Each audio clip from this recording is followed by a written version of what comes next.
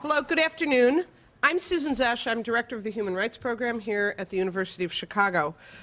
Before we start with our two speakers, and we're going to reverse the order, first we will hear from Scott Horton because he had some video he was going to show us, and then we will hear from Marianne Case.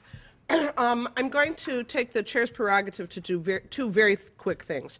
First of all, I would like to remember Dr. Robert Kirshner, who was a world-renowned forensic pathologist, one of the founders of the Human Rights Program here at the University of Chicago, who died 4 years ago, who worked on everything from the El Mozote massacre to the Southside police torture cases that Lieutenant John Burge perpetrated, and was really an advocate of the cooperation between the academy and advocacy communities, and he would have been delighted with this conference, and we're very sorry he's no longer with us. One of the civil rights lawyers in Chicago asked me at Dr. Kirshner's funeral, did we have any other forensic pathologists like that at the University of Chicago? And I said, unfortunately, no. So I wanted to note his contributions to the field, which included being a founder of Physicians for Human Rights and one of the original authors of the Istanbul Accords, which brought science to human rights by developing medical standards for the diagnosis of torture. So I just wanted to say something about Dr. Kirshner in the context of this conference. I wouldn't be here if it weren't for Bob Kirshner and the other people who founded the Human Rights Program here. The second thing I want to do, since we're talking about the media and social discourse, and because I was told we have 10 minutes more than the other panels, is tell a joke. And it's a very fast joke, and I think it will give us a little bit, when things are very grim, sometimes it's a good idea to have something to laugh at. So this is a story of 3 police departments, and you could pick pretty much any 3 countries in the world. The third one is always whoever the, sort of low guy is in a particular region. If it were Scandinavian, it would be the Norwegians. But the context I heard this in was from some lawyer colleagues of mine in Mexico, so I'll proceed with that. It's a contest among police forces to find a rabbit in an acre of woods. And the first police force to compete are the Germans. And they come in and they have the entire forest mapped. They know where every tree is, every branch. They know how fast rabbits run. They have everything calculated down to the, minutest detail. And they go into the forest, the German police, and about 45 minutes later, they come out with a rabbit. The judges tell them very good, and then the Americans come in. The Americans have every technological device you can imagine. They have night sensors, they have motion detectors, they have infrared cameras. They go into the forest, and 40 minutes later, they come out with a rabbit. Show it to the judges, very good. Then the Mexicans show up. They don't have very many technological devices. They go into the forest. 2 hours later, they come out dragging an elephant. The elephant is streaming water from his trunk. He's got cigarette burns all over his hide. And the chief of police drags him up in front of the judges. And the judges are looking rather puzzled. And the Mexican chief of police smacks the elephant across the face. And he says, "Tell them who you really are."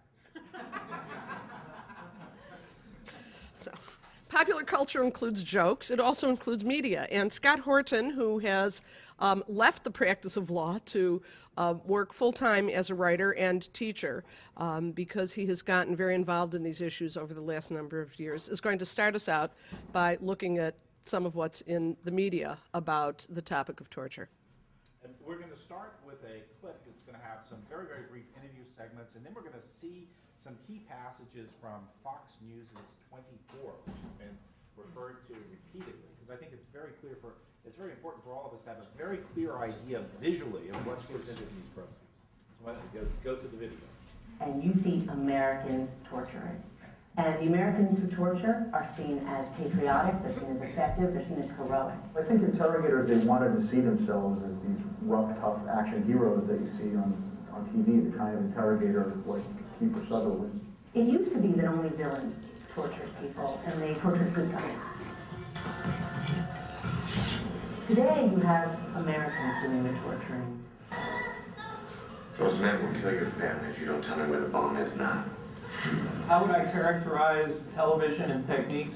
They're using techniques that really don't work, but on television they make you think that they work.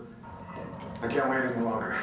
Tell me where the bomb is or I will kill son. If you're bombarded with thousands of hours of television where all you see is these extraordinary techniques, you're a young person, maybe you haven't received a lot of training, and you say, well, I've seen this, surely it must work. I've seen it 20 times on television. Tell me where the bomb is! Tell me where the bomb is! Fine. Tell me.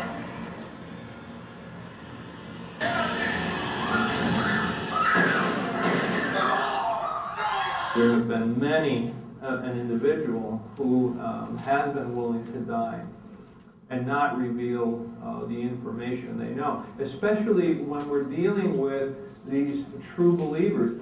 You're running out of time. I will tell these men to kill your last son. Where is the bomb?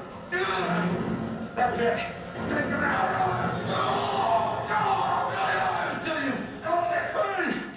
Tell me now. What's the plan? In fact, what it does is it pisses them off. I want you to know we didn't kill your son. We staged it. And it makes them more resolute. Obviously, people are talking about beating someone with a phone book because it doesn't leave marks, or they're talking about using the field foam as a generator to create electric shock. These aren't things they thought of themselves. They're things that they got from television. I think you've never actually tortured anybody in your life. Unfortunately for us both, you're wrong. I think that TV shows and movies really misrepresent the way interrogation works. It always seems that the interrogator on TV leans in on the subject, and then the subject clearly breaks, and this happens in less than 5 minutes. Perhaps losing his eye will loosen your tongue. Okay! And then once the subject is broken, he's broken, and he'll tell anything that the interrogator wants him to. I mean, the few times that I saw prisoners actually break in Iraq, that wasn't the way it happened. It happened very slowly by building a relationship between the interrogator and the subject. We don't want anything to be less compelling. We don't want to undermine the entertainment value, which is what these shows' primary purpose is. It's entertainment. But we do want screenwriters to understand that there's a consequence to some of this in today's world. Torture used to be seen by Americans as absolutely unacceptable. Americans did not torture. And the depiction of torture on television and the idea that torture is okay in certain circumstances has become more commonplace. The Parents Television Council has seen a huge spike in depictions of torture on television, especially after 2001. From 1995 until 2001, we found minimal depictions of torture. Post-2001, there was a huge spike. It topped off in 2003 at over 200 instances per year. It was constantly before us the notion that we needed to get information to save lives. Tell me what you know about the Helix Protocol. Everything became a different timeline scenario.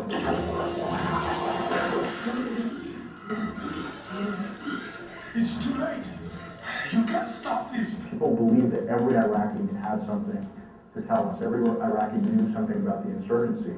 And if they told us they didn't know anything, you could assume they're lying, and then you just want to keep pushing and pushing. And so, with unclear guidelines, with confusion, with people doing jobs they weren't trained for, soldiers are feeling this pressure, and they're resorting to techniques they've seen on TV. I'm actually hoping you don't tell us what we need to know. We would encourage screenwriters to think about the impact of these scenes when viewed overseas. And to think about that this culture gets exported. And if there are ways for Hollywood to have a more nuanced view of torture. White. Y'all have to cut the white wire. We would really welcome the chance to talk to Hollywood about that and to have them take that on.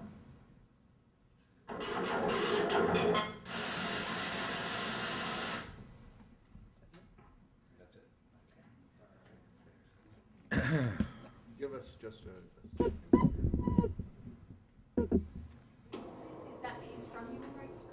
Yes. But this is principal. Yeah. In fact, this is an excerpt I took out of a longer DVD, which runs about 25 minutes, which has a great deal more narration and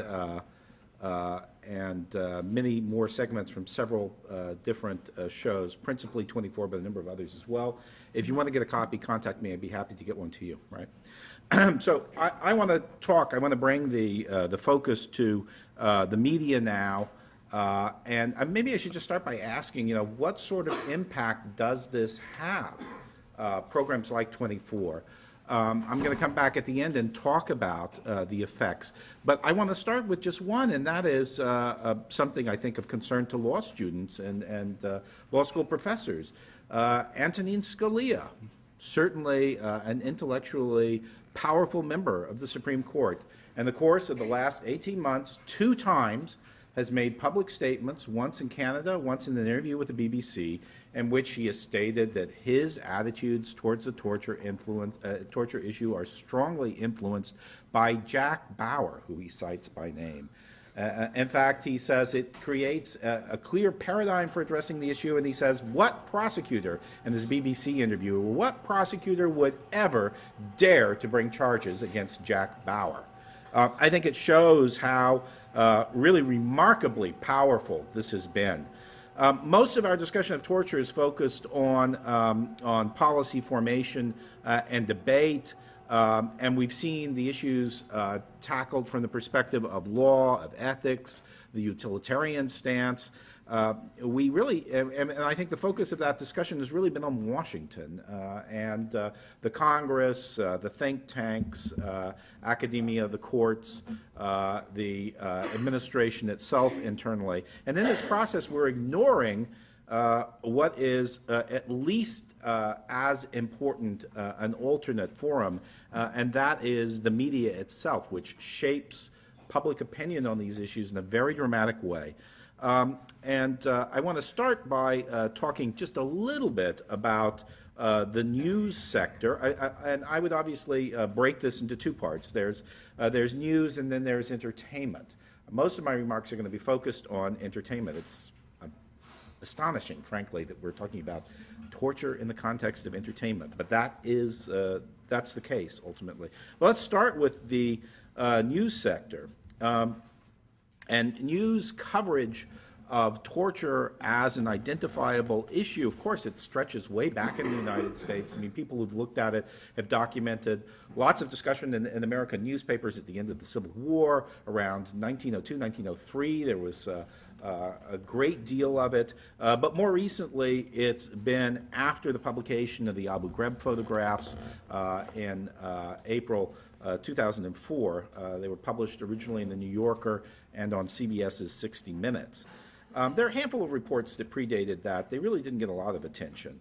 At the time the Abu Ghraib images broke onto the public scene, I had completed a major study by the New York City Bar Association looking into the legal standards governing highly coercive interrogation practices. And we had taken up that study because the Bar Association had been contacted by very senior officers of the JAG Corps, and we had been told, there was no question about it, that torture techniques were in fact being used by the administration, which was misleading the public about what was being done. They were aware of it. In fact, they described how JAG officers have been consciously circumvented in this process because of the objections they raised to it. And as a result of that, we undertook, and we did, about a 300-page study of the legal rules on these coercive techniques. And I spoke out frequently. I was interviewed by all the networks, by Bill Moyers, a number of others. And one thing I kept noticing when I would talk about this is whenever I used the word torture, I would be cautioned. You realize, of course, we can't use that segment. Why? Or I was told by one of the cable news networks, well, we could only put that into the international feed. It's not for domestic consumption. And then I was told that, well, if you want to discuss this, you have to use other words. You cannot use the word torture. So highly coercive techniques, yes, that's fine, something of that sort, but not the word torture. Why? In fact, I kept pressing that question over and over again. Why? Because the administration, of course, the mantra that was coming from President Bush at this time was, we do not torture. Of course, anyone saying the contrary was directly contradicting the President of the United States. And as one executive told me, that's a gutsy thing for us to do.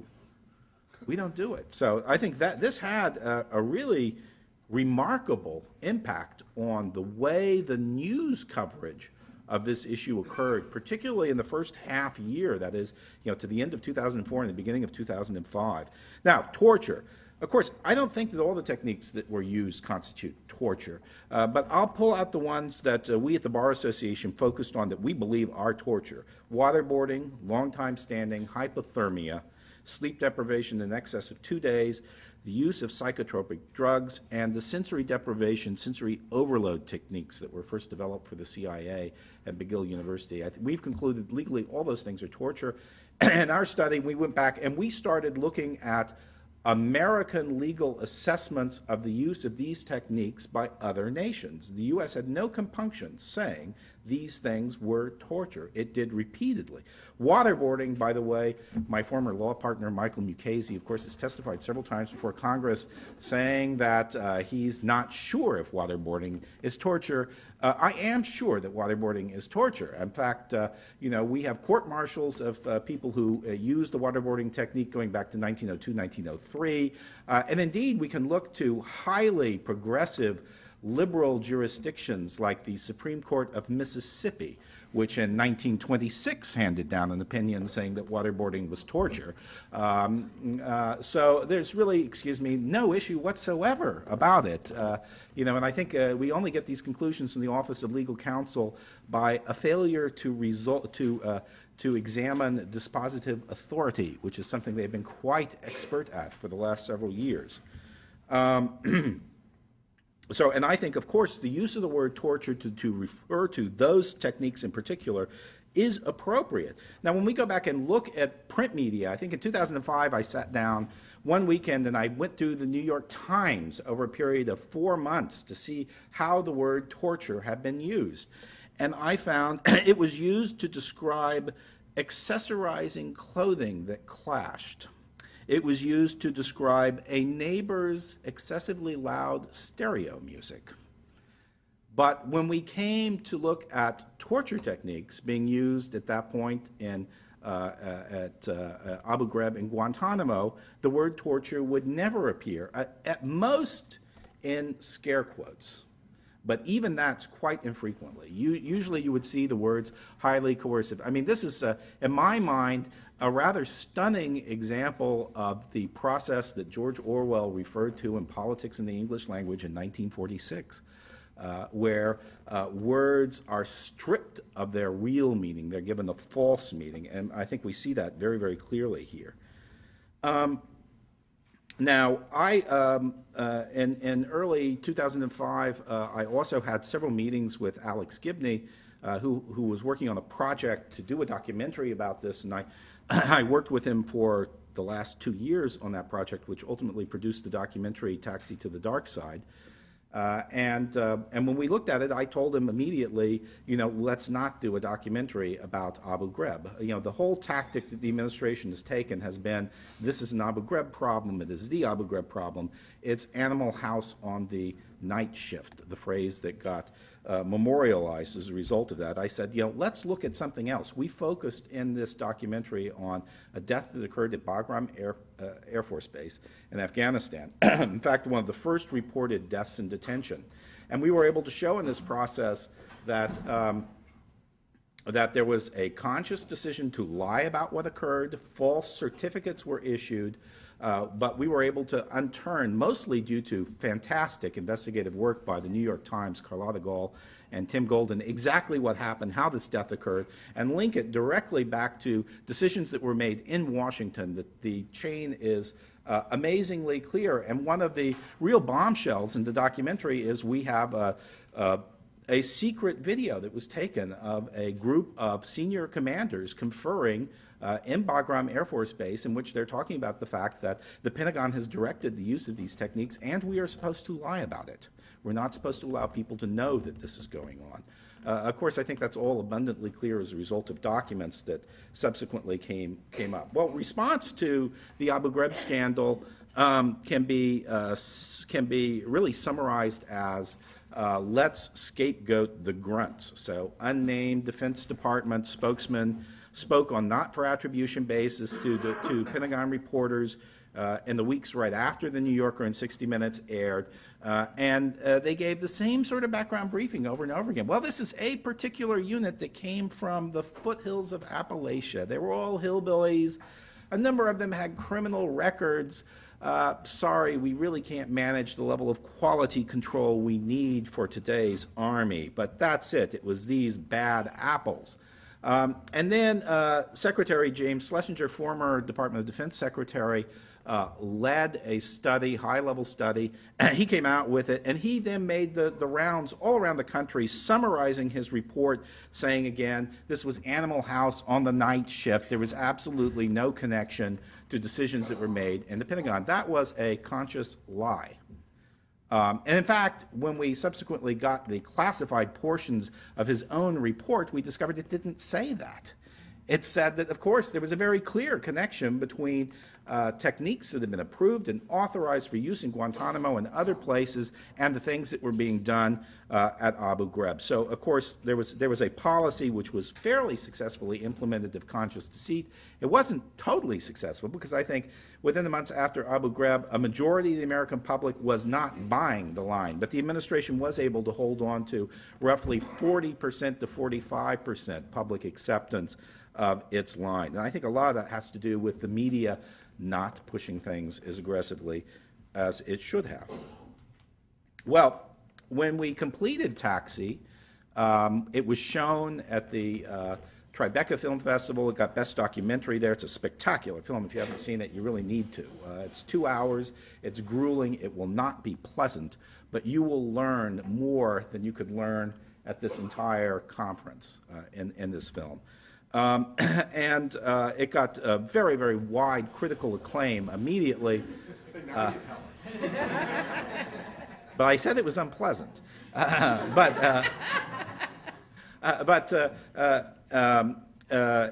We got overtures from Discovery Channel, which said, you know, we love it, we really would like to get this work and put it on TV. We concluded a deal with Discovery, and we were told this is going to show in the spring. And then about 2 months ago, strange things started happening. First, the Motion Picture Academy notified us that they disapproved the artwork for the documentary because it showed a man wearing a hood.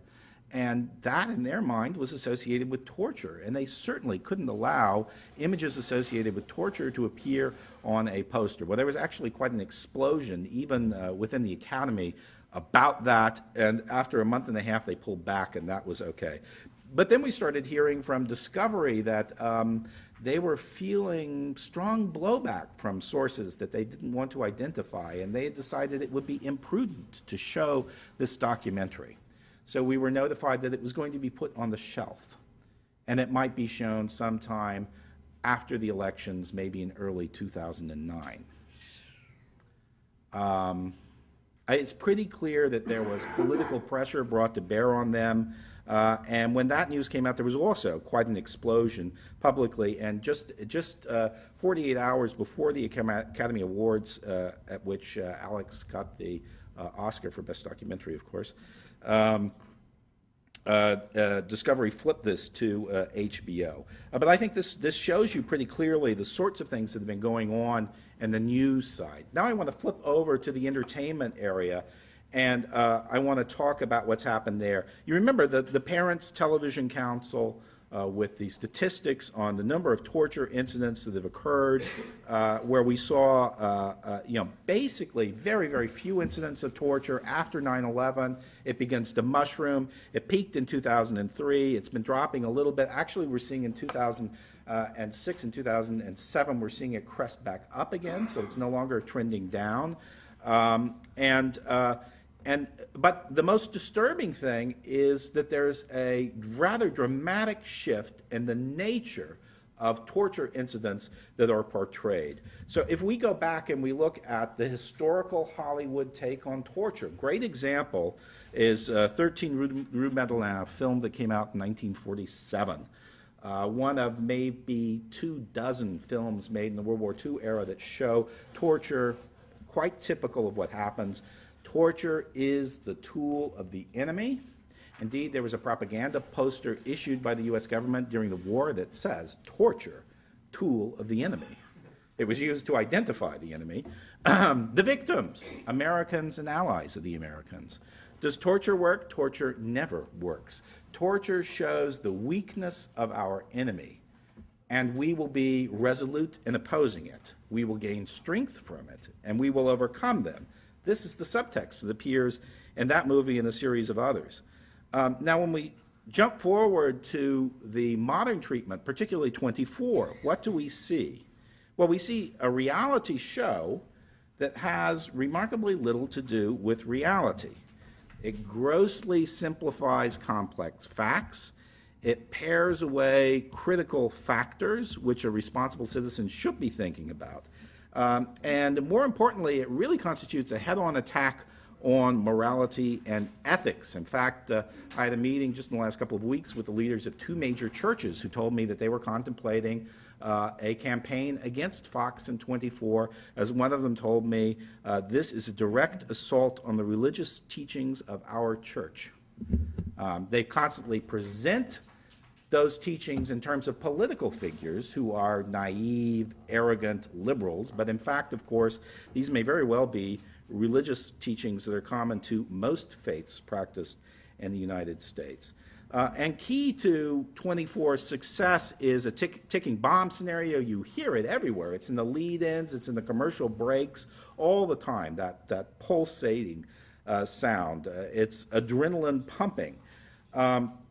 And that tells us, of course, the myth of the ticking bomb is the core of the program. It's built completely around that. Torture always works.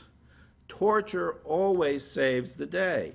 Torture is an ultimate act of heroism.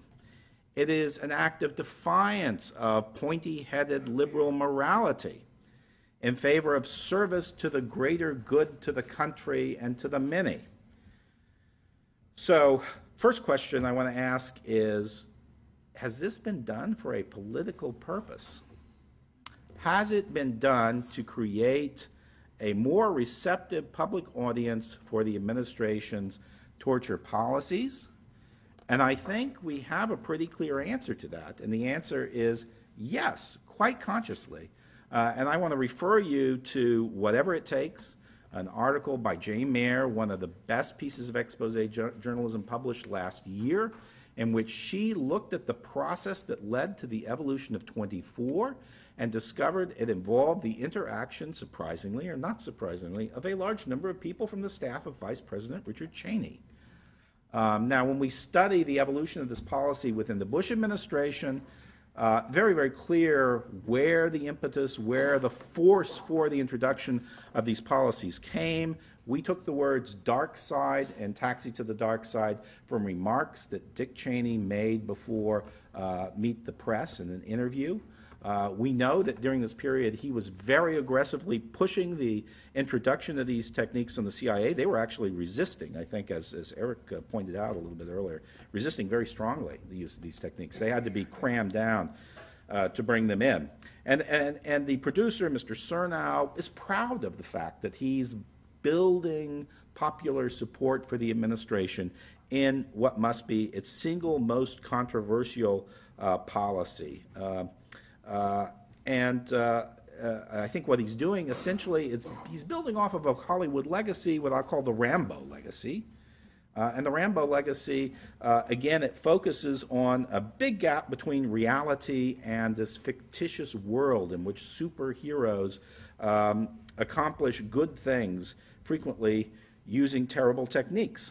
So I think, the obvious criticisms that need to be made, we discussed most of them at the conference so far. The first one is, is the ticking bomb scenario real? Does it reflect something that actually occurs in life? I believe it's a malicious fiction. I don't think it's ever occurred.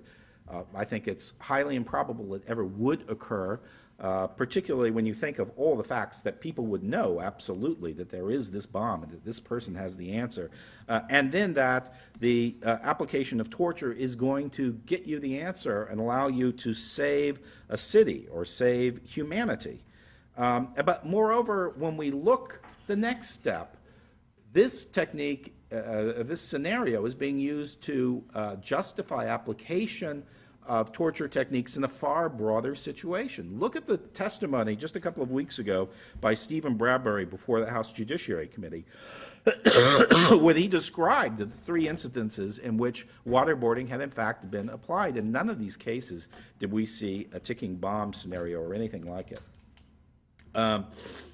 Next, the reliability of torture. Eric saying, we really don't know, does it work or does it not work? That's a convenient argument to make. However, this issue has been studied for many, many years by experts. And I would submit Eric is not an expert. Is Eric here? Eric is not an expert, and Eric has not taken the time to examine the expert materials that have been presented. Well, let me tell you, the Intelligence Science Board looked at this question extensively in 2006 and referred to the ticking bomb scenario in 24 and essentially said what I said, that this is not realistic. And that even if such a scenario were to occur, the idea that torture techniques would produce correct answers to resolve the situation is not realistic. So I think a good example, if we look at what's happened in the last 5 years, is Colin Powell and the speech he made before the Security Council. Momentous event. He justified the invasion of Iraq. He justified it relying in substantial part on evidence that was taken by a man named al-Libi, who had been tortured, who said that Iraq was busily at work on a weapons of mass destruction program. And this information was totally incorrect. And Powell, in fact, subsequently said this was the most embarrassing day of his life. So that, I think, is the consequence of relying on torture-extracted evidence. There tends to be a rush to believe that it's true because torture was applied. And it has certainly no more likely to be true than interrogation without torture. Containment is another issue. Can you introduce torture and use it only in a very narrowly defined set of circumstances like the ticking bomb, or does it not in fact metastasize and spread far more widely? And I think Darius Rejali has researched this extensively and quite brilliantly in a number of cases. I mean, going back from antiquity to the French experience in Algeria and so forth. The historical experience on this is quite clear that the containment is not likely, that it's highly corrosive. I think we also have to consider what is the effect of use of these techniques on a nation's reputation in the world, and what consequences does that have for your national security? Generations of Americans fought and bled to build a system of alliances around the world that are critical to our national security. And what we've seen in the course of the last 5, 6, 7 years is a very dramatic erosion of that network of support. I could give you a number of examples. One of them that really strikes me is Turkey, frankly.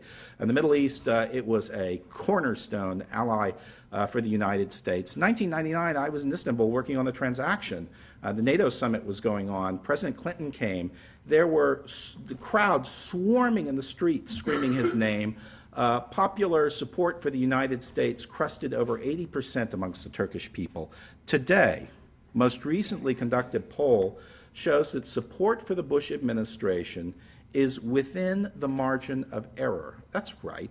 Support might actually be 0. And then we go on and we look at Italy, Spain, Germany, France, Britain, Japan. We're seeing the same. These have been key strategic allies for the United States. We're seeing the same phenomenon. And each of these cases, it's very, very clear that the U.S.'s reputation for using torture techniques has played a very important role in the dramatic collapse of popular support for the United States. The U.S. is not viewed as a leader. The U.S. is barely viewed as an ally. In fact, in many of these polls, you look at the U.S. side by side with the world's last Stalinist power, China, and the Chinese beat us out time and again. Distressing. And does this have effects, practically effects in the conduct of the war on terror? I've looked at this question in detail in connection with security planning in Afghanistan. And what I found was NATO allies who we brought into Afghanistan have great reservations about cooperating with the United States, particularly in the area of detention policy and sharing and sharing information and sharing prisoners because of this reputation. So we see very, very strong and clear harm. Damage to military morale and discipline, something not discussed here. Actually, Jane Mayer notes that the dean of West Point, Patrick Finnegan, made a trip out to Los Angeles to talk to the writers of 24, telling them, you don't seem to understand what you are doing to the Army right now. We have soldiers all over the place in Afghanistan and Iraq. They sit in their rec centers, they watch this, and they think, Jack Bauer does it, it must be okay. So there are now a long series of instances where we can directly link torture incidents to people having watched 24. It's not really refutable. It's very, very clear. The Army has repeatedly appealed to 24 to back off of this, to make clear that this is fictitious, that these things are not authorized. Unfortunately, we're not seeing much of a response from 24 on that. But I'm going to go back and talk a little bit about military morale and discipline. George Washington, not an inconsiderable figure in American history, was famous for his opposition to torture. He came to opposing torture as a military leader. He had been involved in the French and Indian Wars, in the wilderness. He records seeing brutal treatment of soldiers on both sides repeatedly, and instances of torture. And he found repeatedly soldiers who used these techniques were bad soldiers. They were disorderly, they were poorly disciplined, they couldn't be controlled. He didn't want them. So for him, exclusion of torture was an imperative to maintain discipline and morale of the Army. That was a rule that he introduced in 1776 at the Battle of Trenton. Seems to have disappeared a few years ago. But I think the weightiest link in this entire chain goes back to something that my friend Mark Danner wrote, and that is if you assemble a team of Madison Avenue's best in a room and you ask them to concoct a plan, a recruitment plan for Al-Qaeda, could they possibly have come up with anything as effective as what this did? And I think the answer is no, they couldn't have. In fact, the National Intelligence Estimate released last year tells us that Al-Qaeda is back up to or has exceeded the strength it achieved in 9/11. My belief is that the use and reliance on torture techniques plays a major role. It is used aggressively for recruitment. This much we have very well established. So the current season of 24, which is set to begin shortly, it features a Senate investigation looking into Jack Bauer. The senator is named Bain Air, by the way, Jane Mayer. And he's out after the hero, but Jack Bauer is going to defend himself brilliantly and is going to show up the investigating committee from the Senate in the end. At least that's the brief script we see from the Fox network. Well, I think what we're seeing going on in America today, in many respects, is an echo of the experience that France had during the Algerian conflict. It's not as severe as what France went through, but it has a lot of the same traits. And I recently read the Algerian Chronicles, Chronique Algérienne by Albert Camus, in which he's talking about this. He really has a very strong focus throughout his chronicles on torture and the torture narrative. And he saw a society in France that was polarized between conservatives, traditional liberals, and the left. And there was really no constituency to oppose terror, to oppose torture, excuse me. The right had embraced the cause of the colonials, and they justified their reach to harsh tactics. This was first justified by arguments that the barbarity of the people in Algeria justified treating them in ways that, well, we wouldn't use this in Europe, but for these barbarians, it's okay. By the way, that's almost exactly the same thing that de Tocqueville wrote in 1840, talking about the Algerian wars. The same argument, and he exposes it and discusses it. But then that was really not very satisfying. I mean, for a society that embraces liberty, equality, and fraternity, hard argument to make, I think. And what happened is, of course, France turned to the ticking bomb scenario. We see it developed and we see it spread throughout in the late 50s and early 60s. And Camus notes that the left is not able to muster arguments against terror either. They're, after all, very largely in the embrace of the Stalinists, which are using the same techniques. I mean, literally many of the same techniques that we're talking about using right now. But Camus himself really musters powerful arguments about this. I'm really impressed with the end of his book where he says, though it may be true that at least in history, values, be they of a nation or of humanity as a whole, do not survive unless we fight for them, neither combat nor force can alone suffice to justify them. Rather, it must be the other way. The fight must be justified and guided by those values. We must fight for the truth, and we must take care not to kill it with the very weapons we use in its defense. It is at this doubled price that we must pay in order that our words assume once more their proper power. And I think that's the fundamental dilemma that 24 dodges. I'm not in favor of censorship. I don't want to see 24 driven from the air. I would like to see it portray this issue in a realistic and fair way that develops all the issues that need to be explored by society. That's what we really should be demanding. Thank you.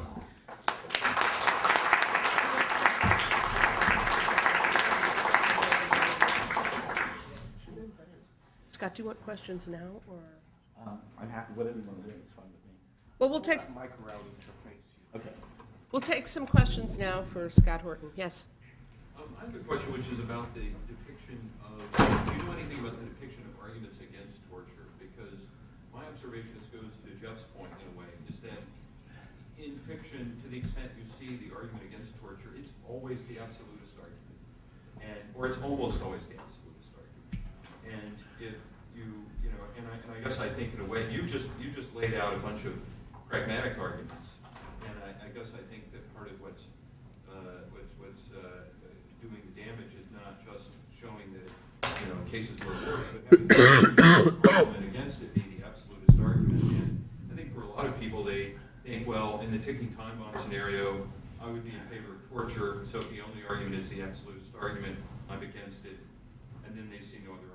Well, I had about a little less than a month ago, I had a meeting with a group of Catholic bishops and with the senior leadership of the Presbyterian Church USA, and they've been looking at this issue for quite some time, each thinking independently of acting on this. And this is the major objection that they raise. I mean, it was not so much the torture scenes, it was the denigration and ridicule of the arguments against torture they found extremely offensive. Because what you saw were, liberal political figures being presented as, appealing for some sort of mercenary political reason, and a failure to recognize. I mean, in the case of the church, for instance, one Catholic bishop told me, the teachings of the church are not at all ambiguous on this. This is intrinsic evil. There are not a lot of things in Catholic doctrine that are intrinsic evil. This is. The Presbyterians have a different way of approaching it, but they come to pretty much the same conclusion. I think they really want to see the objections presented in a way that's fair and broad. Now, I focus mostly on what I call, questions of efficacy and policy rather than morality. I think they're more focused on morality, but I think, that is the key failing of 24, is that it doesn't present the criticism in a fair way. Yes.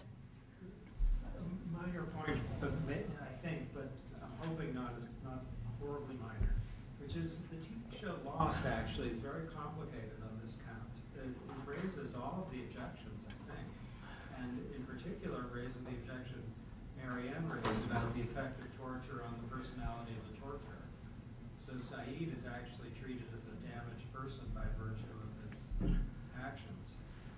And what I'm wondering is whether this might be a larger point about fictional depictions of torture, even in cases in which there's some sort of macho enthusiasm for it. I don't know the show 24, but as I'm going over the cases in fiction and in television and movies that have it, it's very ambivalent, and the negative arguments are present. Well, if you look at the statements that have been issued by the National Religious Coalition Against Torture, they're pretty clear. And if you look at the letter that was issued by the National Council on Catholic Bishops about 3 weeks ago, they're very clear every time saying every act of torture has two victims. The person against who it's perpetrated, the person. The picture you give of the entertainment level, I'm not sure it's accurate. It might be accurate about one TV show, 24. But Lost, which I think is the other very prominent one on torture, I think it's best read as cutting in your direction. the damage done, it's the inaccuracy of the disclosure. It kind of builds a rule consequentialist argument against it. I think that's the upshot. Well, again, my point is not to say that these programs should be driven off the air or they have no role. I think it's a critical debate in our society. What's needed is an expansion of the... I'm not being clear at all. I'm not saying that you're saying they should be driven off the air. I'm saying that your depiction of the entertainment market is incomplete because one of your examples goes the other way. Unless my interpretation of the show is wrong, and since I'm obsessed with the show. Alias, you mean? Lost. Oh, Lost, okay. No, in fact, I don't think, I think Lost has done a much better job on this. I also think Alias is better. I really focused my remarks on one particular show, 24. Yes. Oh, sorry. About this, I think that 24 is particularly interesting. I mean, I know the other shows, so it might be more partial. The thing that 24 is particularly tricky is actually because there are also needs. There are some steps in the direction of a greater complexity. And I think this is why the show is actually a good TV product, because it's not simply propagandistic and simply ideologically and clear scenes in which the bad guys are really just bad guys and the good guys are just good guys. I mean, it's more complex than this. But I think that that's, for me, from a moral point of view, that's way more dangerous. Because clear propaganda products are easier to identify and discard. I mean, instead, like, people who have higher intellectual instruments and tools and capacity to, like, when there is a good artistic product, and when some ambiguities are depicted, but not in a really fair way, can't really prevent themselves from this kind of liking. And so I think that that's actually worse on behalf of the 24. Darius. Scott, two things. One is that, if I'm not mistaken, some of the reports of movies that went into this weren't just these cop true drama movies. Yes. The range of entertainment movies, I mean, I know we're talking about 24 and we all think that everybody looked at 24, but I mean, the guys up in Mosul, their inspiration was the Captain Picard Romulan torture scene from Next Generation. Yes. And so I think we need to understand that the entertainment thing goes considerably broader than just these true crime stories. I wonder if you could comment on that. The second one is, you didn't really talk about the news. I know you pushed that one off. You wanted to talk about this. But I wanted to kind of look at, there's something that's been puzzling me, and now that you're here, I'll ask you. In the last 2 or 3 years, the Army keeps on announcing finding Al-Qaeda torture chambers in Iraq. Right. And you'd think that they would be playing that one up, but it never gets into the media. And I'm just curious what their reticence is, because if all this stuff is happening, why not play that one? Well, the first one's a lot easier to deal with. I mean, that is, of course, I focus on 24 here for, obvious reasons. I mean, to me, it seems to sort of sum up lots of evils. And whereas I think the Romulan torture process is like a little bit harder to take on, but also police drama. I mean, police drama and police fiction is a very important source here of this sort of violence. And the council statistics that we used here were focused much more on the war setting. So it was sort of reality type war reporting, which is then very, very close.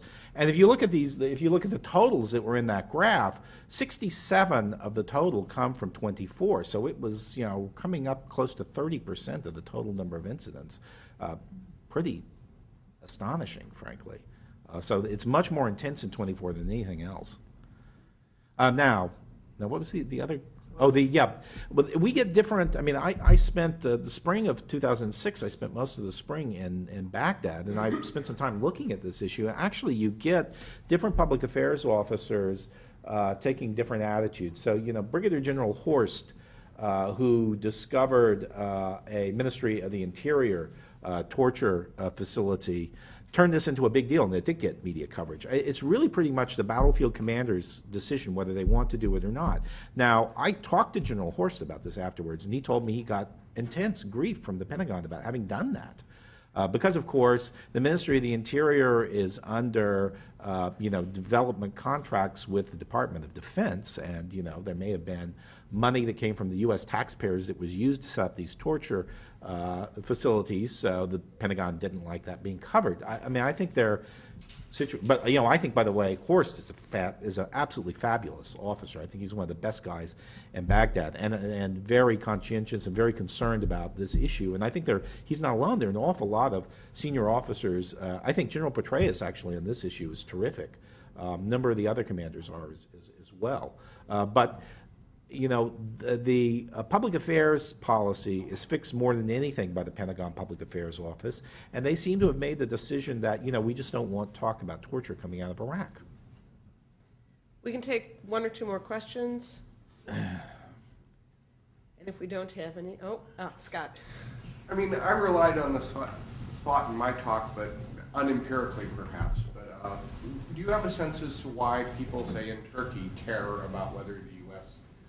tortures to the extent that the U.S. tortures, or the other sorts of things? What is it that you have a sense as to how this portrays us? I've spent a lot of time looking at that question. I interviewed a bunch of newspaper reporters in Istanbul about this, and you get very emotional reactions. They'll tell you, we looked to the United States and we respected the United States. You brought us Midnight Express, which exposed torture in American prisons. It was a traumatic thing for the Turks.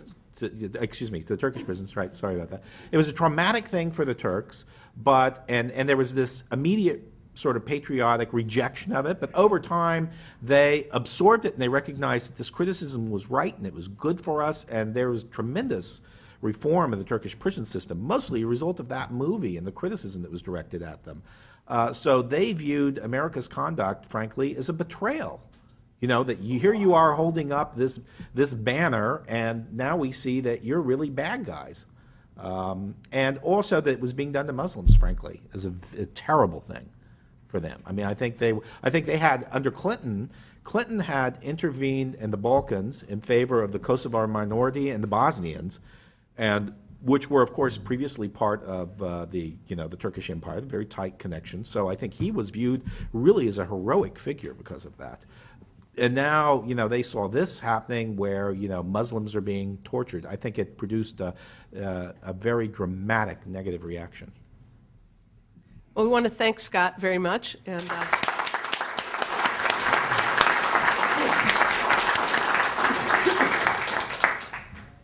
now we have Marianne Case, who flew on a red-eye from Utah to be here with us today. And endured from the conference participants I left in Utah infinite torture jokes about how the red-eye was going to prepare me for this conference. No. Laptop to the side there, so the microphone is... Just don't block the mic.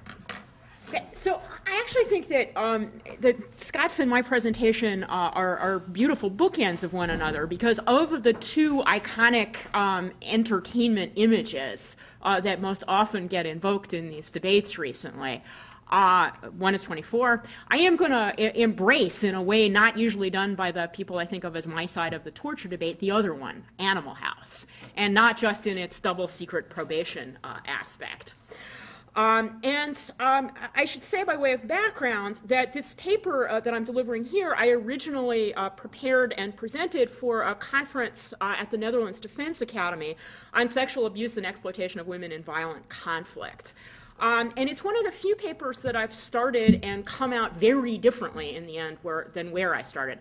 So let me first set forth what I said in my abstract in that conference I was going to do, which I'm still going to do, and then talk about how the research caused me to change my conclusions. What I said I was going to be doing, and that my topic then and now is gender performance requirements of the U.S. military in the war on Islamic terrorism, was to be examining the fact that among the many disturbing reports emerging from a variety of venues at which the U.S. military has conducted interrogation of Islamic male detainees since December 2001 are those detailing exploitation of sexual and gender stereotypes and taboos as a central part of efforts to humiliate and degrade detainees. It appears from reports that female U.S. military personnel are often deliberately used in this process. The American military women in the Abu Ghraib photographs, especially Lindy England, leading a naked Iraqi male detainee on a leash, are the most well-known examples, but there are others, particularly in the interrogation process. They're less photogenic, but perhaps equally damaging. Army linguist Kyla Williams, for example, reports being told to say sexually humiliating things in Arabic to naked male prisoners. Other female military personnel at Guantanamo, perhaps also in Afghanistan and Iraq, were allegedly encouraged to degrade Muslim prisoners through forced cross-sex contact, through the exposure of their own, that is to say the female interrogators' naked bodies, or of the naked bodies of the detainees, or through touching of prisoners with items apparently soaked in menstrual blood. There have also clearly been attempts made to feminize the detainees themselves, for example, by keeping them naked, by forcing them to sexualized performance and positions, through threats of rape, simulated and actual rape with objects and perhaps also with penises, through use of women's underwear, including pink women's underwear being placed on detainees' heads at Abu Ghraib, and bras and other items of women's underwear being placed in their normal position on male detainees' bodies at Guantanamo. And what I was interested in doing is to consider ways in which these practices do gender-based harm, not only to the men who are their alleged targets, but to the military women involved, voluntarily or not, in carrying them out, as well as to women generally. And I'm using the term gender here to describe characteristics coded masculine or feminine, sometimes irrespective of and sometimes inflected by the sex, that is, the maleness or femaleness of the person displaying those characteristics. I should say at the outset, since the technical definition of torture has been an issue here, that the practices I've just described are by and large not technically legally torture. What they are technically and legally is degrading treatment, which is prohibited in literally the same breath as torture in a bunch of laws, for example, the European Convention on Human Rights. And I should also say that, as you'll see, the analysis I came to develop applies well to actual things that are squarely within the definition of torture. I'll say a couple of things by caveat. First is I have done no original empirical work on this subject. I'm relying entirely on what has appeared in published sources, which are sketchy and incomplete, and which also suffer from a sort of echo chamber effect, in that one instance gets repeated through a variety of sources without it being made clear whether this is a unique or a representative example. And most of these sources are reporting second or third hand, including the reports of the various military commissions of inquiry, reports by journalists, by expert witnesses and lawyers for both the military perpetrators of alleged abuses and for the detainees. I have consulted as many first-person reports by military participants as I could find, including autobiographies by Janice Parkinski, by a female nurse at Abu Ghraib, by female soldier Kyla Williams. It's a book called I Love My Rifle More Than You. The source of that title I can talk about later, it's relevant. And autobiographies by 3 male interrogators, one each from Guantanamo, Afghanistan, and Iraq. You saw one of them on Scott's video excerpt. I've also read available first-person accounts by detainees. And in the end, as you'll see, my analysis came to be structured around 3 direct quotations from first-person accounts, 2 by interrogators, and the third by a detainee. The second caveat, I should say, is that neither torture, violent conflict, nor interrogation is my area of expertise. I have, however, had long expertise in the research of gendered norms, including norms of masculinity, and it's this cause of the many causes that Elizabeth Wood, for example, identifies, norms of masculinity, that's going to be at the core of my discussion. And my expertise there includes being an official observer of the integration of women at VMI, the Virginia Military Institute, a state-sponsored military academy, whose purpose was not to train professional soldiers, but to train citizens using military techniques. And these experiences came to seem much more relevant than I would have predicted in advance when I started this topic. I thought that I would be focusing more than in the end I'm going to be certainly in this presentation, although when I do deliver a version of the paper at a critical race theory conference in a week from now, the balance will shift a bit. Thought I would be focusing more than in the end I will on 2 things, both of which have to do with the othering of the detainees and a view of them as inferior and different. The first is that some similar practices have been reported in state prisons in the the United States, including the use of pink women's underwear to punish prisoners, to prevent theft of underwear, to single out detainees who were thought to be guilty of activities such as masturbation and the harassment of female prison guards. And among the many reasons to find prison practices particularly relevant is that it was reported that ringleaders among the soldiers at Abu Ghraib have prison guard experience. I also thought I would view as much more determinative and central than I now do the stereotyping of Muslims.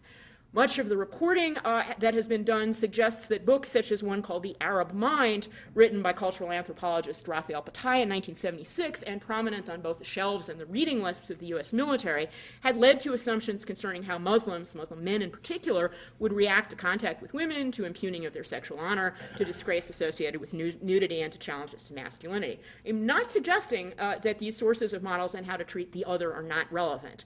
But I came gradually and somewhat reluctantly to the conclusion that, in a sense, conservative commentators in the United States, such as Rush Limbaugh or Defense Secretary Rumsfeld, had an underappreciated point when they repeatedly said of what was reported to be happening at Abu Ghraib, embracing the line from the Schlesinger report that this was Animal House on the night shift.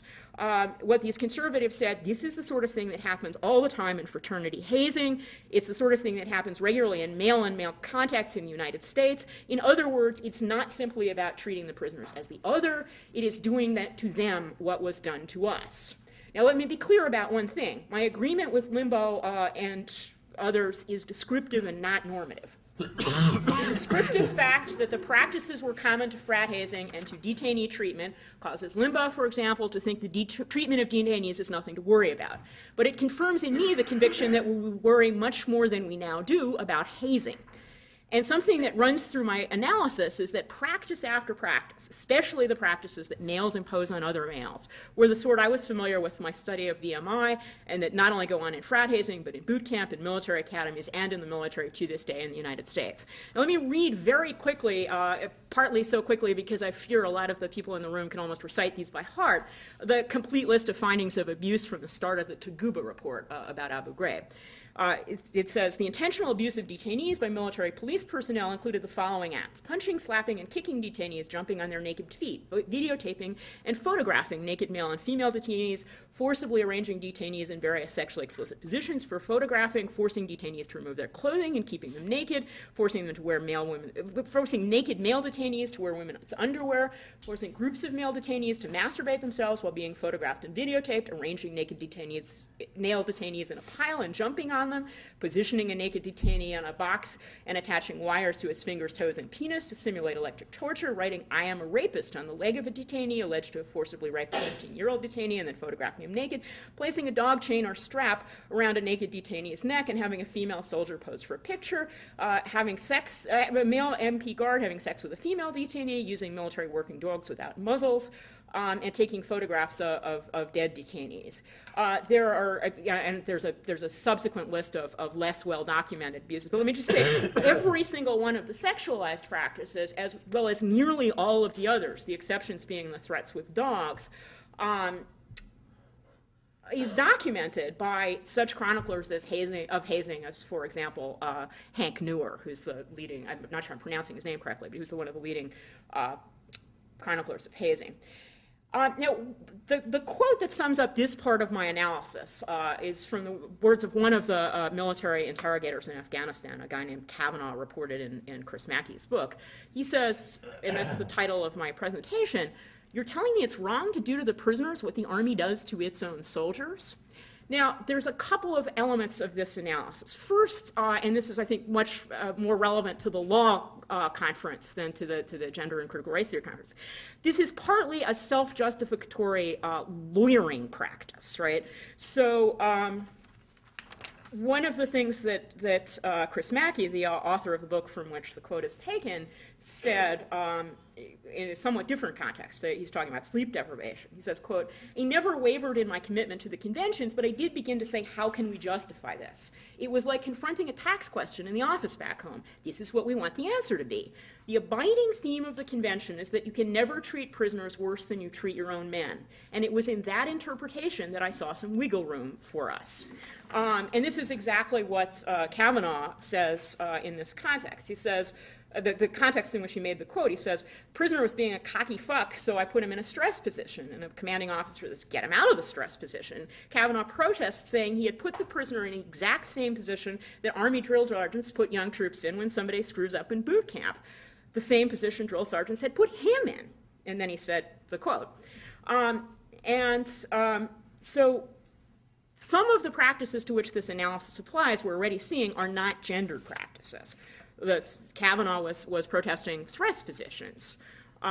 It also applies to forms of labor as punishment. For example, Tara McKelvey has gotten a lot of attention recently in, among other things, publicizing claims by a female Muslim detainee in Iraq that she was forced to burn large buckets of excrement, that this made her ill and made her feel degraded.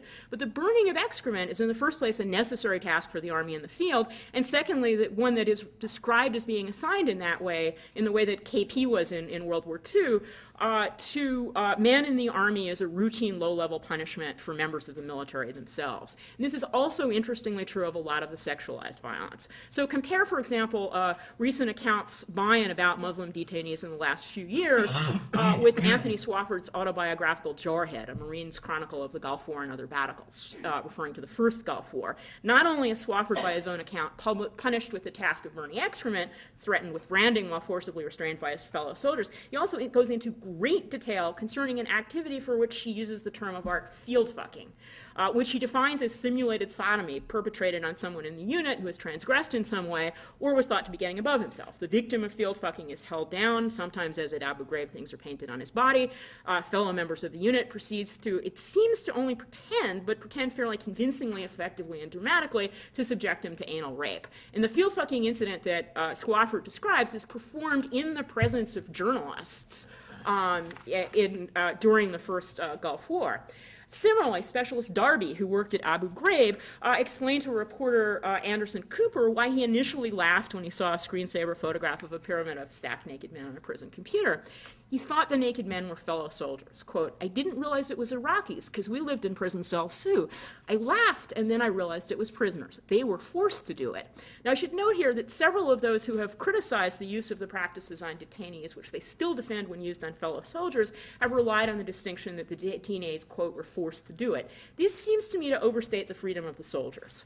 Scholars of hazing have demonstrated exactly how rarely even participants in fraternity hazing feel free to leave.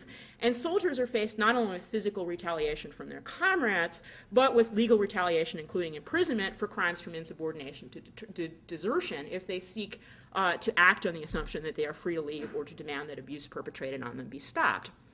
On the other hand, a surprising number of sexualized practices inflicted on detainees were also engaged in by soldiers themselves in circumstances that do not seem at all coercive. Even such things as using fluorescent lights to threaten prisoners with genital mutilation are things that some of the U.S. soldiers did to themselves. For example, Charles Grainer, reportedly one of the ringleaders of the sexualized abuse at Abu Ghraib, reportedly poured fluorescent fluid from a broken light bulb on his own penis, as well as on those of detainees, exhibited himself as well as detainees nude and glowing, and photographed himself as well as the detainees in sexually explicit positions.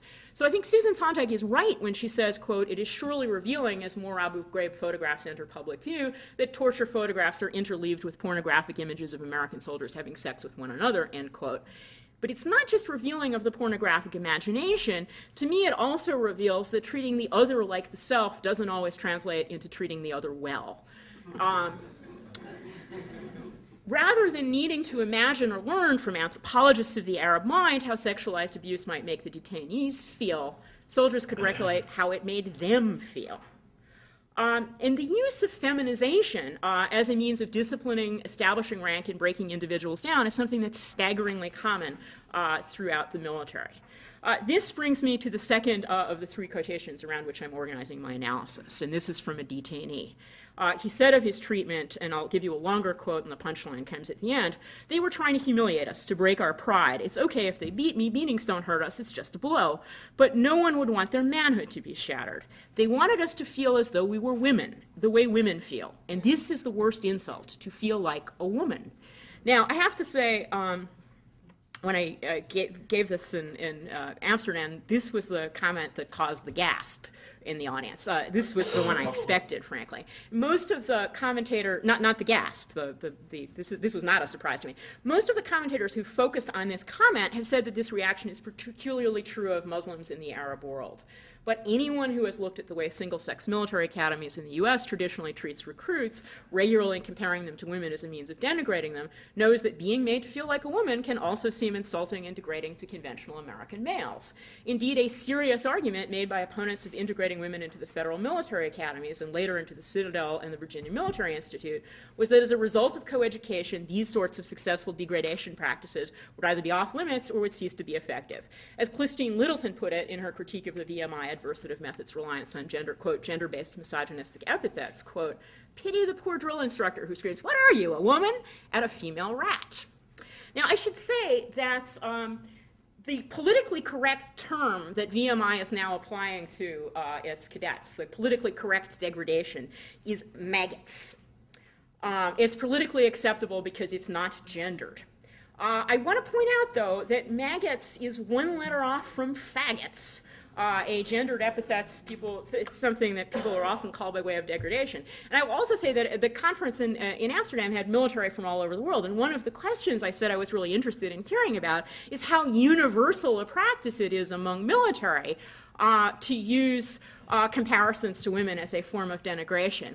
And one of my fellow American academic participants reports to me that she was, when I asked this question, sitting in the midst of the Dutch contingent, cadets and faculty from the academy, and she says that they immediately said, oh, no, we do not denigrate people by comparing them to women. We denigrate them by comparing them to homosexuals.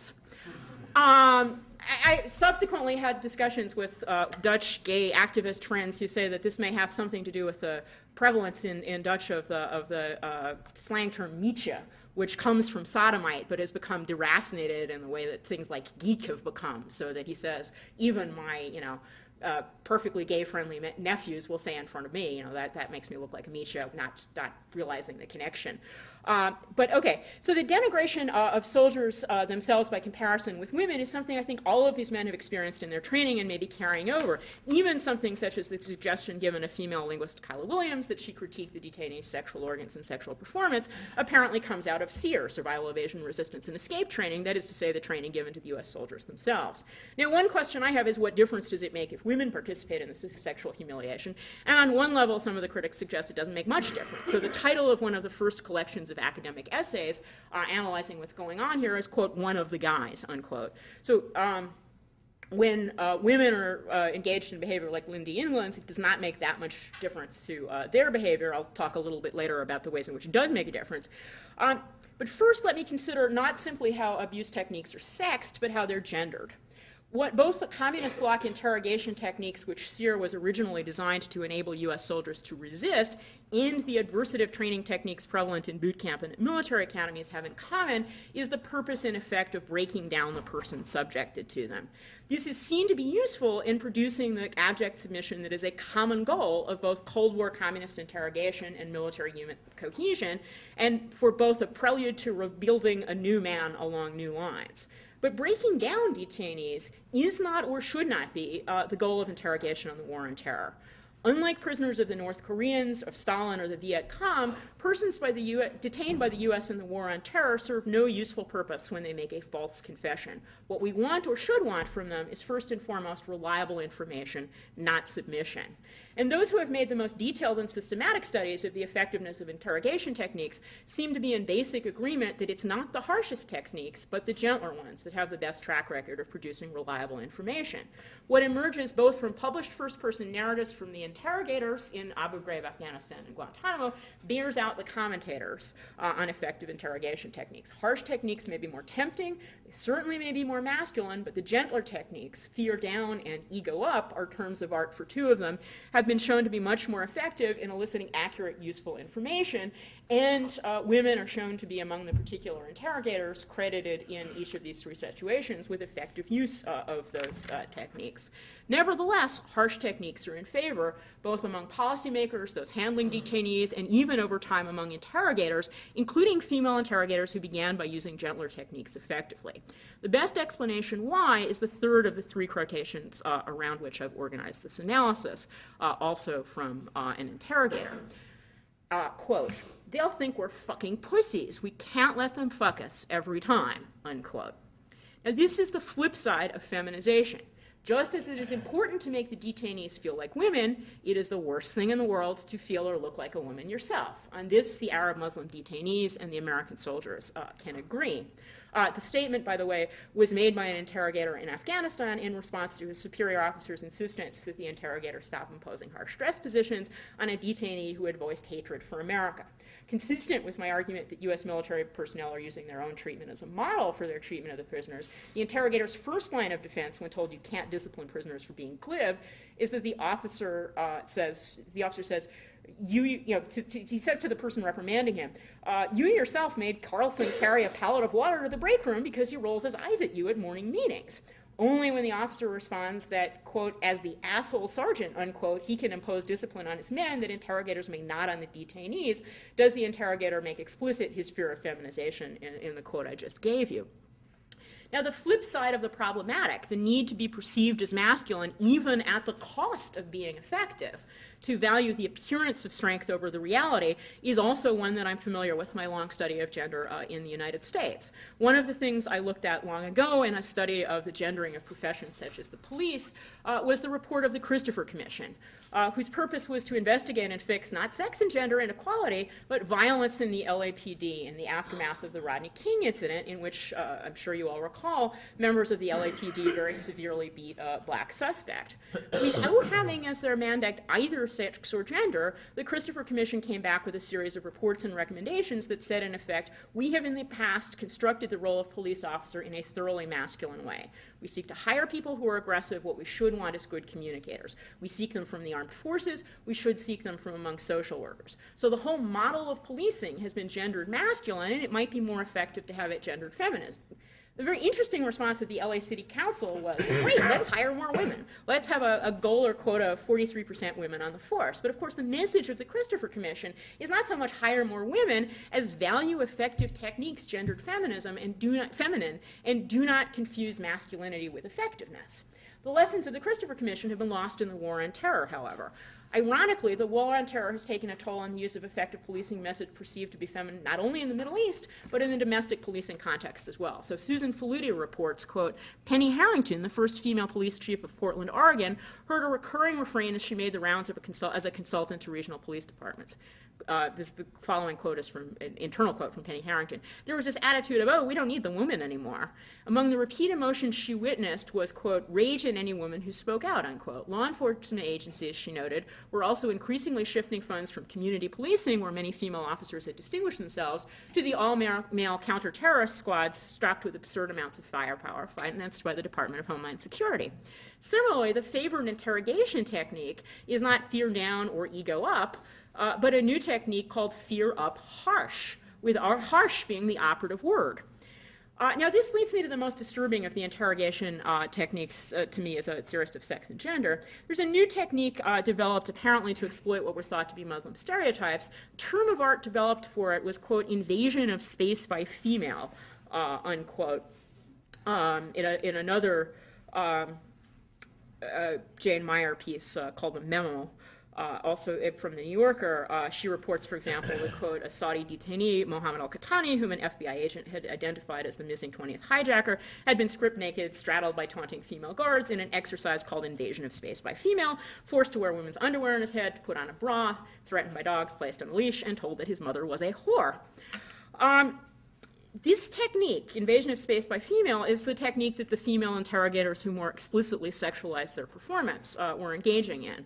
And what disturbs me is that this actually reinforces rather than undercuts what I understand to be Muslim stereotypes of women and of the West. That is to say, women are in the Muslim world already associated with fitna, with disorder, and Western women in particular are thought to behave like wanton prostitutes. As reporter Seymour Hersh put it, quote, they see us as a sexually perverse society, unquote.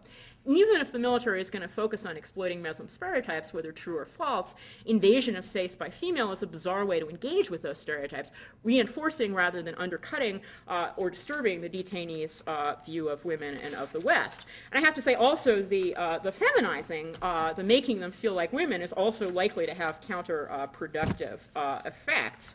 The best, example of this I have is so far just fictional from the Yacubian building. But the Egyptian novel, The Yacubian Building, contains an example of an Egyptian, of someone detained by an Egyptian detained by the Egyptians, who is forced to behave like a woman while in prison. A victim of police torture says, quote, I'm dead now, they killed me in detention. When they trespass on your honor, laughing. When they give you a woman's name and make you answer with your new name because you have to because of the savagery of the torture, they called me Faziwa. Every day they used to beat me and make me say, I am a woman and my name is Faziwa. You want me to forget all that and go on living? I'm not afraid of death anymore. I've made up my mind to be a martyr. Now, this is, again, it's a novel, but note that in the novel, far from breaking the victim, the sexualized, feminizing torture described transforms him from a peaceful participant in protests to a violent revolutionary. Quote, after this, a desire so burning that his body almost shuddered with the pressure would sweep over him as he hankered for revenge and pictured himself exacting exemplary punishment from those who tortured and violated him. Now, the last thing I want to leave you with is a dramatic contrast. I've previously done work on the way another gender performance requirement of the U.S. military, in some ways very different, in other ways eerily similar, one promulgated before the official pronouncement of the war on Islamic terrorism.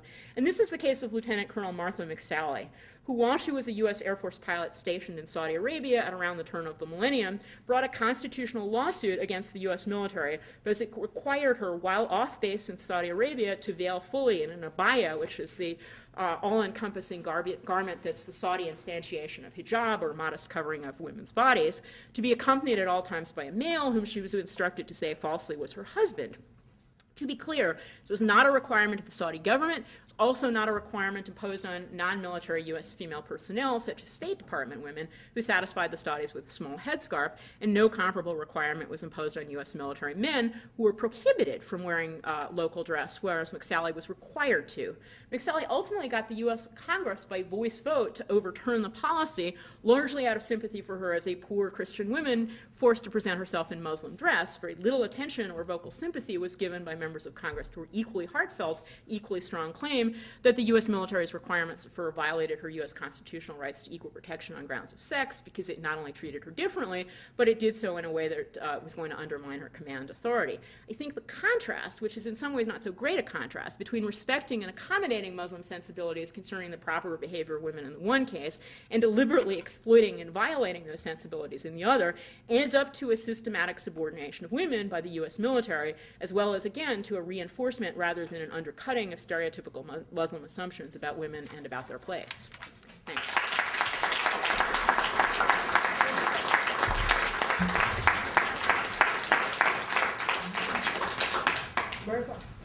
Yeah, I thought this was wonderful, and I guess what I think is so difficult and troubling about these cases is that the humiliation and the whatever might be close to torture is mediated by stereotypes that we might think are unbalanced, mistaken, and very pernicious. So let me give you, so then the question is how to bring out what's wrong, if anything, about being made to put on some women's underwear. So that's focusing on that thing. So let me give you some parallels that all involve a Brahmin man being asked to clean the toilet, okay? So the first case, Gandhi says to this man, okay, unless you clean a toilet, you can't be in my movement. That man or woman would feel it is profoundly humiliating. And we know his wife did feel it that way, and it will be a torture. But nonetheless, it seems like a very productive humanitarian act. Okay, second case, like in today's Indian prisons, Brahmin men are told clean your toilet. They have to do it like anyone else. Once again, that seems like a pretty good egalitarian act. Untouchability is illegal under the Constitution and so on. So then, third case, the jailer is actually a Dalit and says, you know, I really don't like Brahmins, and I'm going to really humiliate you by making sure that you clean more toilets. Well, I guess even there, I think, well, there's this added increment of revenge, but still, what he's making him do is connect with his common humanity and accept that. Yeah. And so it doesn't seem like even the intent to humiliate makes it bad. And so I guess I'm left with thinking, what makes it bad? So here would be a case where we say, you clean that toilet, and we're doing that because we think people who clean toilets are just like animals and they're lower than other people. So it's that way of representing the act of toilet cleaning that's what makes it bad. But if that's what makes the female bad, namely the way it's represented as something low or bad, then that suffuses the whole of society. It isn't common to these practices. It's like everywhere. And so then the question is, what's specially wrong about being made to do it in this particular social context?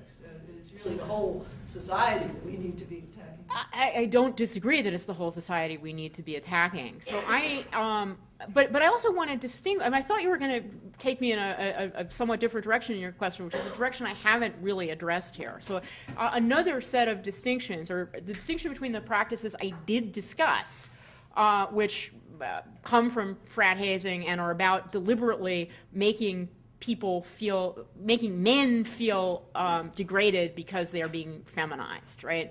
That seems to me is something that, on the one hand, we as a society, as a matter of constitutional law, repudiate. On the other hand, it does not depend on the special difference of Muslims, right? American men feel this way in the same way as Muslim men do. What I find actually complicated in a different kind of way, and haven't talked about here because I haven't thought through as thoroughly, is what about examples of practices that particularly Muslim men would find degrading, but to accommodate them in this would be a huge setback for our commitment to sex equality, at least in my view. So as you know, I've just written a paper critiquing our colleague Dick Posner's claim that it constitutes, in a dissenting opinion, I'm happy to say, that it would constitute cruel and unusual punishment to subject an inmate in an American prison, not a Muslim inmate, actually a Christian inmate in an American prison, to the possibility that women might see him naked on the toilet or in the shower. And I say that, you know, very bad idea of, you know, and I agree with our other colleague Frank Easterbrook that if the alternative, as it's conceded to be, would be that these people would have no contact with women whatsoever, that not only would be worse for women's equal opportunities, but in my view, worse for, you know, it would be more treating them like animals, which is what Posner says happens, to isolate them from women entirely than to put them at risk of women seeing them naked. Now, if the prisoner had been a Muslim, the existing law would actually have given more support to the cruel and unusual punishment claim because, as I understand the law of cruel and unusual punishment, singling people out for their particular vulnerabilities. But are you singling them out for their vulnerabilities, or are you simply imposing a practice on them that you impose on everyone? And part of the problem is that in Abu Ghraib, it seems that the intent was to single them out. And some of the time, at least, and some of the rest of the time it wasn't. That is to say, talk about religiously based accommodations. Yes. I was trying to stay away from that and just think of a practice that, because of social norms, is felt to be humiliating, but the nation has already committed itself to saying that's not humiliating. So then, what's wrong with doing that? That's the really well, but I think that there, the case law of humiliation and the European Court of Human Rights has a fairly rich description of that. Will work with that difficulty reasonably well, so that, you know, that the cases about whether it's humiliating to be beaten in a British school, right? So there's a whole lot of debate among the judges about whether it is or isn't humiliating to be beaten in a British school, but ultimately the court says we're not going to get into that level of cultural nicety. We're going to take as a given that this practice is humiliating and categorically ban it. And I don't think that there's a problem with acknowledging especially since, for me, in a sort of consequentialist way, the argument that it's humiliating and to the men, and the argument that it's destructive of sex equality, dovetail in the result that the practice is banned. It would be a more complicated situation than if the humiliation, if acknowledging that it was humiliating would not lead to the same result as acknowledging that it's denigrating to sex equality to think of it as humiliating. Yeah, I would love to do that.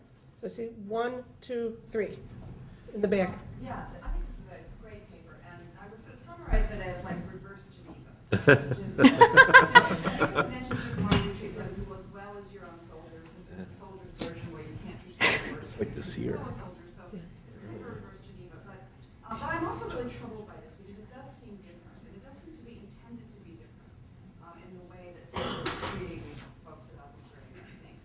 And so the question is, what's different about it if the actual conduct is the same? And this is where it's sort of useful to look at the resistance of Soviet dissidents. So after the Brezhnev Constitution went into effect in 1977, there are all these public displays of support for the Constitution. So the dissidents got this idea that what they should do is stand in public squares and read the Constitution aloud. That's right. Okay? Now, it was really, it messed up Soviet disciplinary practices. You can't arrest someone for reading the Constitution aloud. On the other hand, everyone knew that because it was them, these particular people who did it, right, that it meant something else. Yeah. And I'm wondering if that isn't the kind of dynamic going on here, right? Which is the conduct is formally the same, which is why it looks like you couldn't punish these soldiers for doing that. But everyone knows that it means something else when done to those people like this, right? So in other words, it's in some ways either intentionally by these soldiers or in your analysis that you sort of assume the equivalent of the action, where the actions are formally the same across different status groups.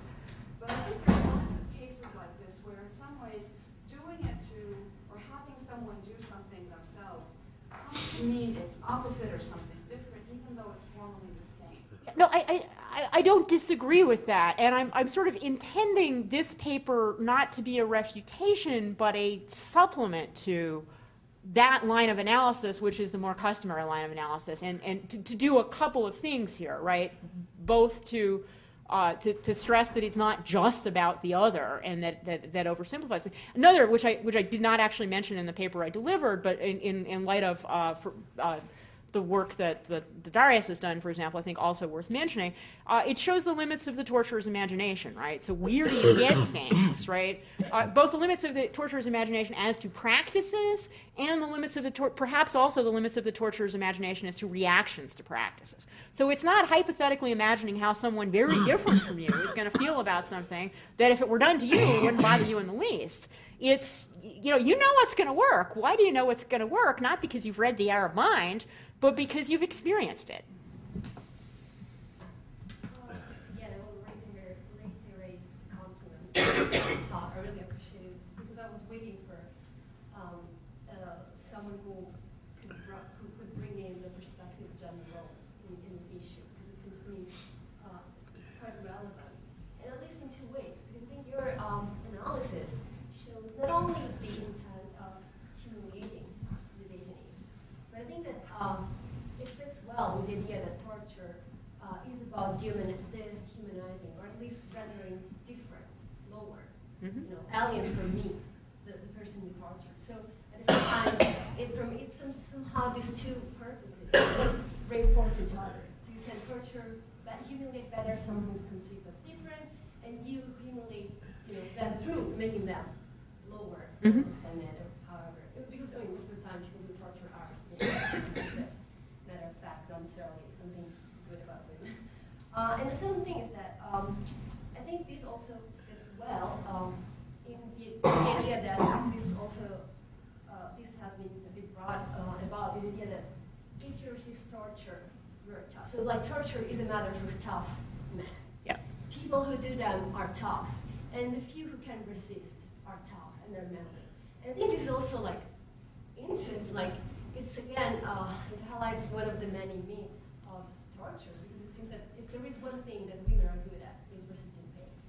And so that should be actually a I mean, it's praise of the feminine feature, at least in which they are as equally good. So I think that this perspective of gender roles is really tactile.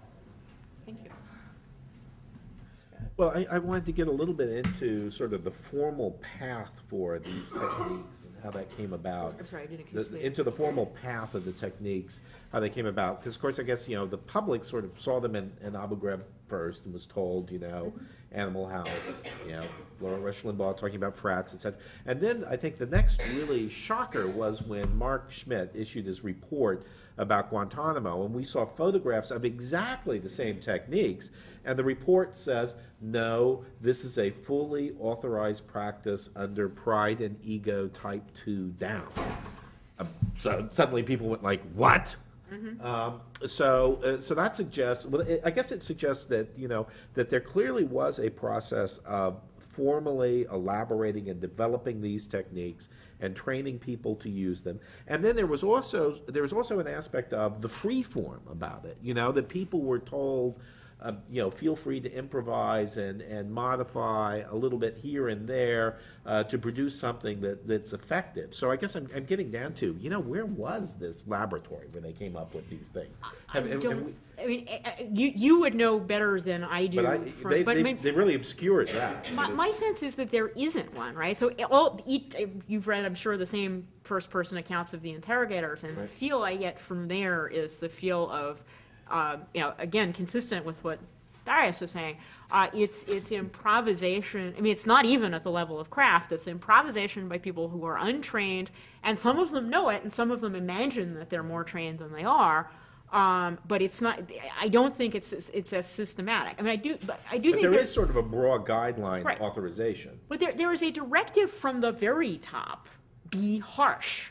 We like harsh. Take the gloves off. Yeah.